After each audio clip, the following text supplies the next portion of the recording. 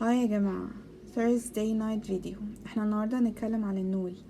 النول ناس كتيرة تعرف عنه ان هو بيتعمل للسجاد، وبالذات زمان كان بيتغزل كده واعتقد مينا واصف ده حاجة يعني معرض كده للسجاد برضو بيغزلوا بنفس الطريقة.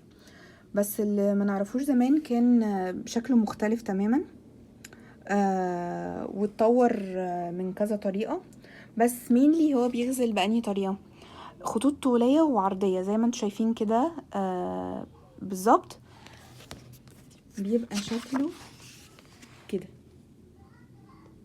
هو ده اللي بيعمل خطوط النسيج. خطوط رأسية وأفقية، وبتغير فيها زي ما انت عايز. دي أشكال بسيطة للنول زمان يعني.